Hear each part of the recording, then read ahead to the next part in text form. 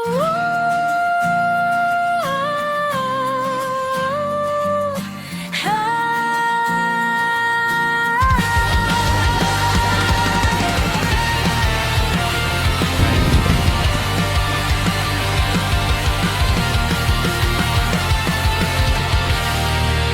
taas ng ulap, malamig ang hangin. Parang panaginip ang paligid. Tibok ng puso, dahan-dahan lang. Sa bawat tinga ko'y ikaw lang. Maliko, waliko. Sa ulap tayo'y magtatago. Maliko, maliko. Dito lang, ayos na ako.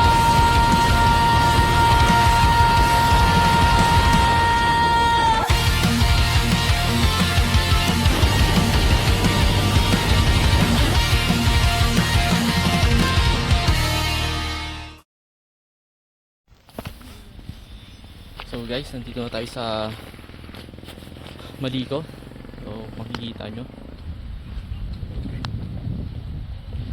yung nakikita ko lang sa YouTube, nandito na, napuntahan ko na. So dalawang spot pala. So meron isa dito, then dun sa isang spot pa dito sa taas. So yun, pupunta rin natin yun mamaya. Pero kung makita nyo yung view, ganda. Yan o. So underdeveloped pa yung iba dito. So may mga cottage dito. Yan. Then, yan. San Maliko, San Nicolas. So yung ano natin. Para siyang ano talaga dito. Parang Baguio. Tapos yung book natin. Para siyang Baguio. So ito yung parang ano, parang sharp curve dito sa part na to. So dito pinupuntahan ng mga tao yan para pagpa-picture. So okay naman siya. Actually hindi siya mainit eh. Malamig siya, parang kung nakapunta na ka sa Cervantes, parang ganun yung itsura niya. Puntahan natin dito.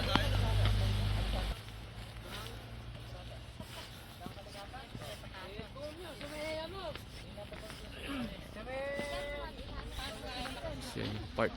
So pag ganun siya, paikot.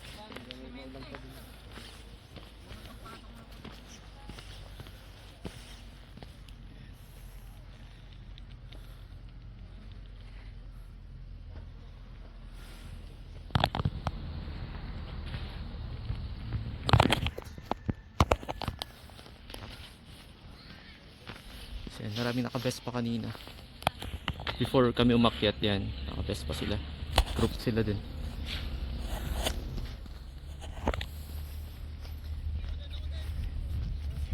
So dito talagang open ground lang talaga siya. Hindi siya yung may parang mga silungan. Hindi siya ganun. Yan yung mga riders na yun, no? So yung mga naka-vest pa kanina.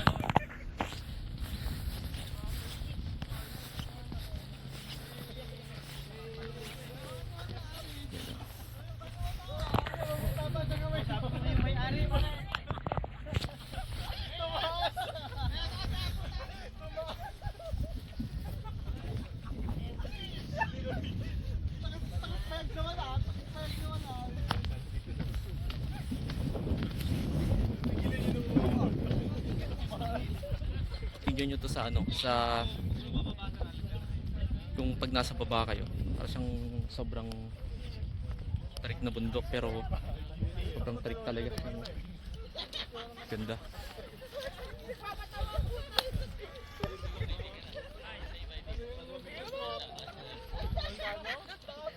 Ganda.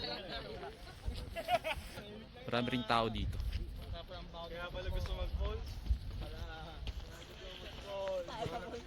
Doon naman tayo sa kabila. Silipin natin.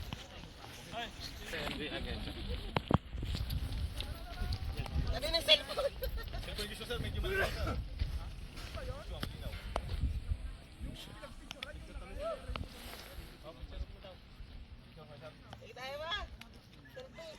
dito mga kamoto.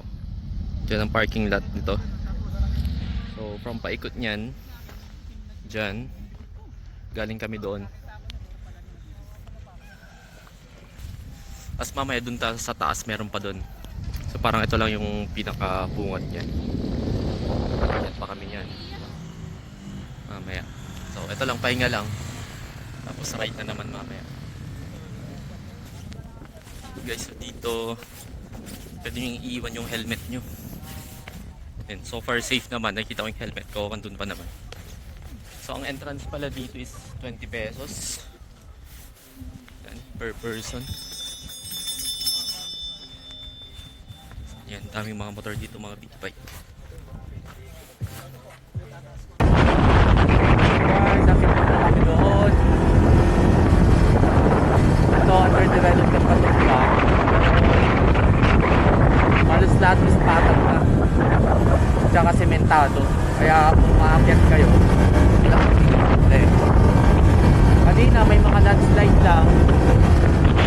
Given yun kasi may mga prone areas dito na landslide dahil sa ilalim niya mga curve. So tarik lang lang.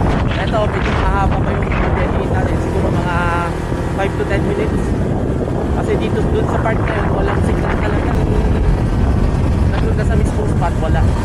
At in zero signal talaga yun. So gaya ng sinabi ko guys, meron itong ano. Kasi minsan ito yung namabagtag. So yan na yun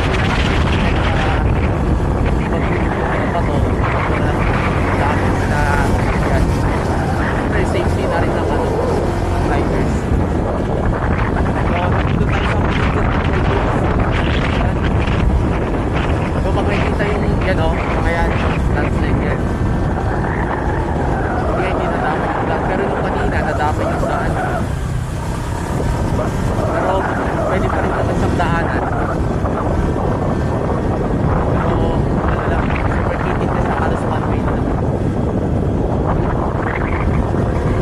So dami rin pine trees dito.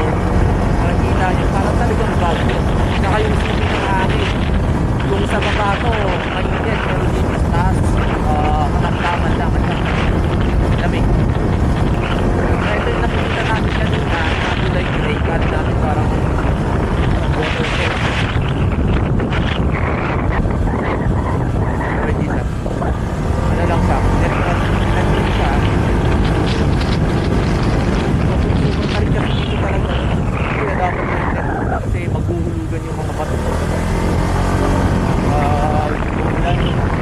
Kaya pag napapansin nyo, yung mga yan, mga bato na yan, inagos yan taas sa taas pa.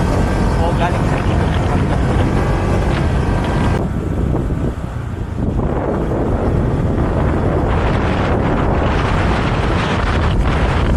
Dito kami sa Sakatan guys. Hindi na nararamdaman yung sabi. Nakikita nyo rin.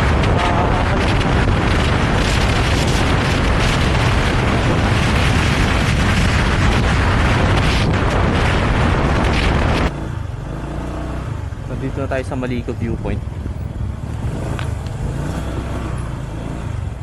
So, ito siya. So, wala masyadong tao. Yung mga naka-Vespa kanina, andun. Mga plano natin na naka-drawing, yan na natin yan.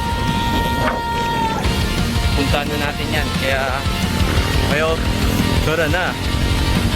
This January, Ilocos tayo, Ilocos.